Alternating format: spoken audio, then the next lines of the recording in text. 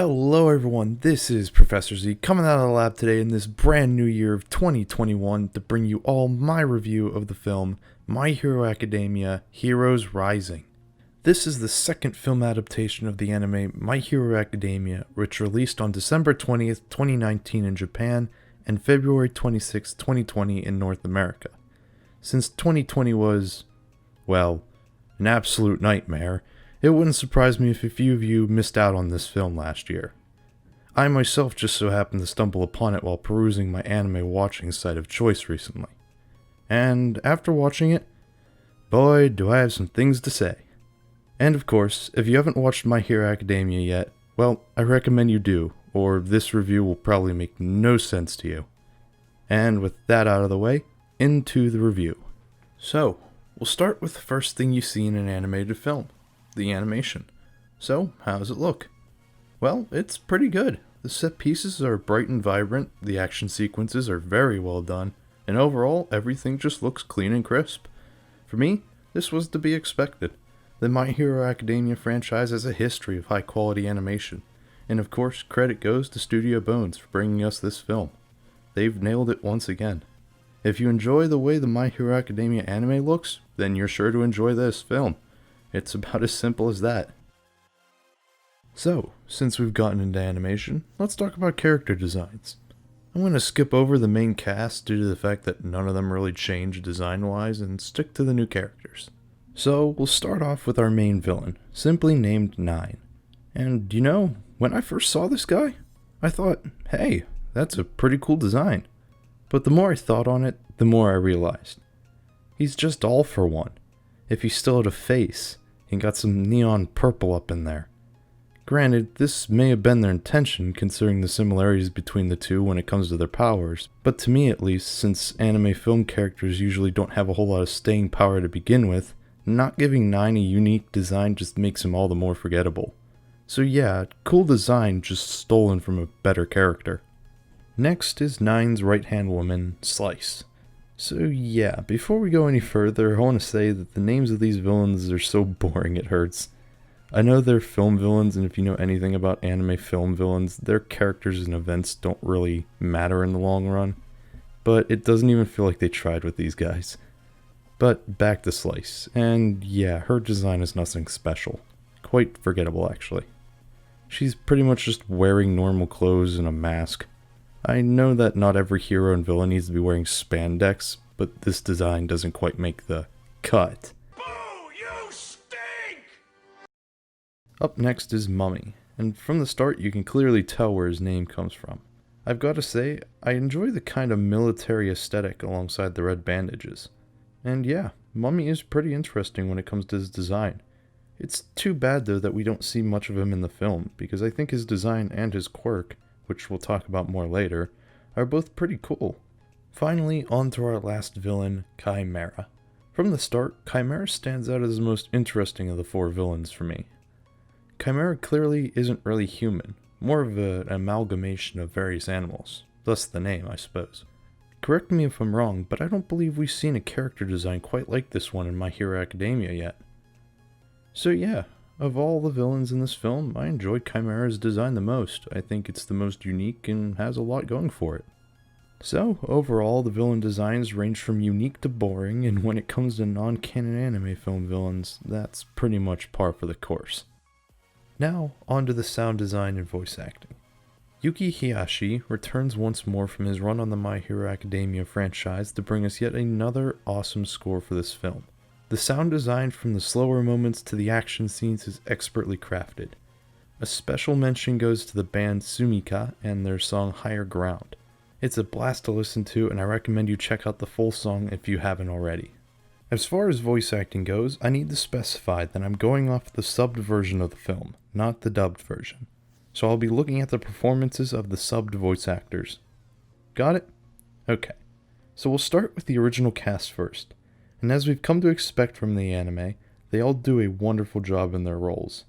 As for new voice actors, we've got Nine being portrayed by Yoshio Inao, Slice by Mio Amato, Mummy by Kozuki Toniyumi, and Chimera by Shunsuke Takeuchi. Though I may not be a big fan of these villains, I cannot deny that these four do a great job in their roles. So yeah, the voice acting and the sound design are extremely well done, as to be expected from this franchise. Now, onto the plot. We start with a car chase between the League of Villains and the heroes. I'm not gonna lie, this is one of my favorite parts of this film. It may be short, but it's really cool to see heroes versus villains that isn't just a straight up brawl. After some interference from Endeavor though, the League crashes and is forced to flee. Upon inspection of the vehicle, the heroes find an empty life support capsule in the back.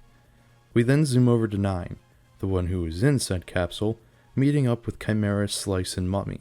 How did they know where Nine was? And how did Nine know where they were? It's never explained, but I'll just chalk it up to technology, I guess. After this, we follow the UA students onto the remote island of Naboo as they handle everyday hero work. We later find out that they're there as substitutes during this time till new heroes can take up the post. As the UA students go about their work, Midoriya, Uraka, and Jiro get called to search for a missing child. This is where we meet Katsuma and Mehoro. Katsuma is a young man who admires heroes and the work they do, while Mehoro, his sister, doesn't believe in heroes nearly as much as her younger brother. Though Katsume and Mehore may be new characters, I didn't cover them earlier because there isn't much to them besides being there to drive the plot forward. So yeah, Deku, and I'm just going to start calling Midoriya Deku from now on because that's what everyone else does, and Ko find Katsuma and complete their job.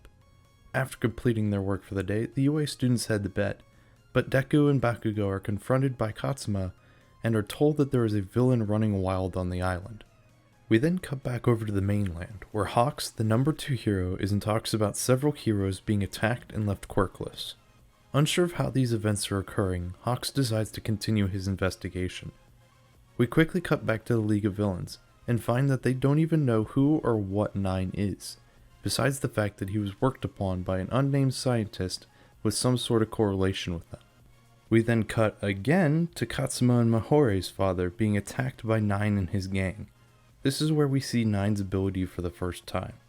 Just like All for One, Nine has the ability to steal quirks, and upon stealing Katsuma's father's, Nine proceeds to absolutely destroy the city with some sort of storm quirk. Soon after, we learn that they have one of the most generic villain plans ever, to create a new world where only the strong survive. Well, that plan's gonna need to be put on hold, because the father's quirk, a healing quirk, doesn't work on Nine. So the group decides to go after Katsuma instead. It seems that Nine can't handle his own power, and thus needs a healing quirk, in this case cell regeneration, to function. And we move back to Deku and Bakugo racing to fight the reported villain, only to find out that it was a prank by Mehore by using her illusion quirk. Shortly after, Nine and his gang arrive on the island. Destroying all means of communication and escape, Nine and Ko begin to terrorize the island. Why they didn't just sneak onto the island and steal the quirk quietly is beyond me, but whatever. The UA students break into teams to combat the villains. First up, we have Bakugo, Kuminari, and Kirishima up against Mummy. Mummy's quirk is quite interesting. By using his bandages, he can control anything he wraps them in, besides living things.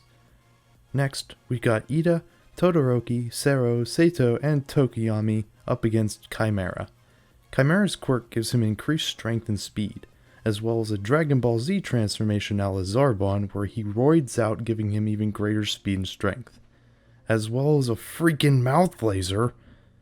I was gonna save the DBZ jokes for the final fight in the film, because that one's just straight up a DBZ fight, hair color changes included, but I just get DBZ vibes from this film, as if they were trying to copy the Broly film's success. Either way, we then cut to Katsuma and Mehoro, as Nine prepares to steal his quirk. Deku interferes though and begins to battle Nine.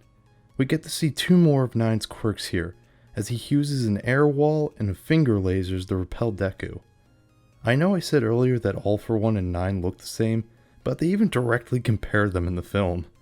This further drives home my idea that they made Nine just as an off-brand All for One for this film. Either way though, we get back to the fight with Mummy, and yeah, it's over pretty quick. Bakugo pretty much beats him with little effort, which is a shame because we don't see Mummy at all after this. But whatever. On the other front, Chimera is literally curve stomping the UA students. It's barely even a fight. Chimera pretty much just toys with them the entire time.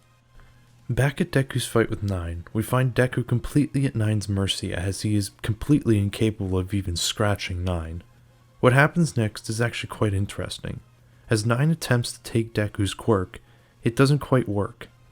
Apparently, Nine can only steal a certain number of quirks, and one for all is one too many. Instead of stealing his quirk then, Nine decides to remove Deku from the equation. You know, I may find these villains boring and one-dimensional, but they don't mess around. Nine straight up ices Deku by shooting him through the chest with a laser. Of course this doesn't kill him, and Bakugo comes in to save the day. But he doesn't end up faring much better. But he at least drains Nine enough that he's forced to retreat. We do get to see one more of Nine's quirk though before he retreats, which is some sort of creation quirk, where he can make a giant blue snake grow from his back. Okay. At this point, you know, the sky's the limit with this guy. The UA heroes regroup, and by using Katsuma's healing quirk, both Deku and Bakugo are back into fighting shape for the final showdown. We then get a quick flashback giving us a bit of information about Nine and his gang. Specifically, how Nine teamed up with the League of Villains to gain his quirk-stealing abilities. We don't really learn anything else, which is really annoying considering how little we knew already.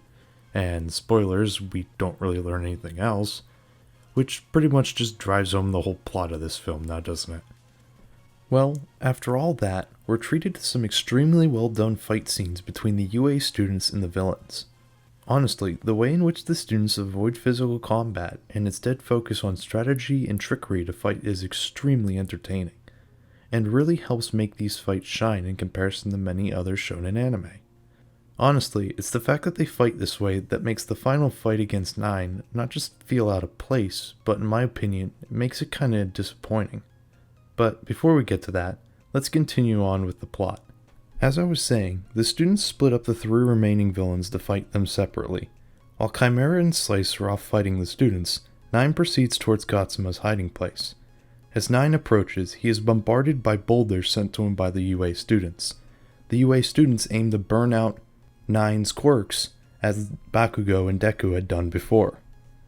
While this is happening, Slice faces down against Tokiyama and Ishido.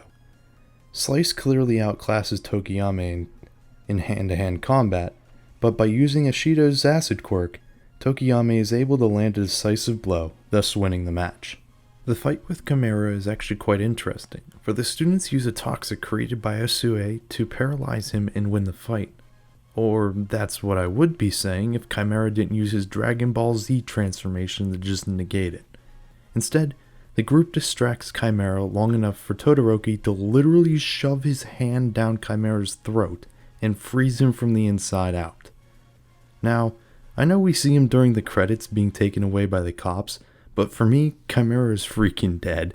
There is no physical way he survived what happened here. Back at Nine's fight, it seems that he's finally reached his limit. This is until he injects some sort of drug into himself, allowing him to continue fighting. He quickly deals with the remaining students, but of course through the power of Plus Ultra! Deku and Bakugo had Kaminari act as a lightning rod to protect them against Nine's lightning attack. Nine up against the wall goes full Dragon Ball and removes his shirt, the symbol that any DBZ character is going all out, and creates a flaming tornado. Bakugo and Deku go 100% in kind, but are still unable to stop Nine. Now this is where things get both epically amazing, kind of irritating, and just downright absurd. Now, you know how I said earlier how I like the UA students' use of strategy to defeat opponents stronger than themselves? Well, all that goes out the window here, for a straight up DBZ style slug match. And please, don't get me wrong, this fight looks amazing and is an absolute joy to watch, but it's so far removed from what we'd been seeing up until this point that it feels like it was ripped from another anime film. But yeah, Deku and Bakugo are completely outmatched, so Deku in a last-ditch move gives Bakugo one for all. Now, I was completely blown away by this. To have something this big for the series happen in a film absolutely blew me away. I was out of my seat shouting at my TV, that's how excited I was. Honestly, this feels like something that should just happen at the end of My Hero. Imagine it, Deku giving up his dream to be number 1 to save the world. Now that would be one hell of an ending, making Deku the hero, but at the same time no longer a hero. But sadly, that is not to be, because One For All doesn't end up fully transferring the Bakugo, thus only lasting long enough for both Deku and Bakugo to defeat Nine. And to finish the DBZ comparisons, Deku and Bakugo even get spiky colored hair. Even though what precedes is an absolute phenomenally animated fight, it's still dragged down a bit for me for reasons already stated. But with Nine defeated, the film comes to an end. Deku still has All For One, and Bakugo doesn't remember anything for plot convenience sake. So yeah, that's the plot of the film. Overall, the plot really isn't anything special, but does make for some amazingly animated moments. Do I have my problems with the film? Yes. Do I feel like a lot of things went unexplained? Abso-freaking-lutely. But if you like My Hero Academia, and just want to sit down and watch some beautiful animation, then Heroes Rising was made for you. Overall, Heroes Rising is an awesome film, not void of problems, but is still an absolute joy to watch. So what do you all think of Heroes Rising? Do you agree or disagree with what I had to say about the film? If you do, please leave a comment down below, and please be considerate of others' opinions. I truly enjoy responding to all of you, so I look forward to hearing what you all think. Well, that's all for today. This has been Professor Z, and I'll see you all next time.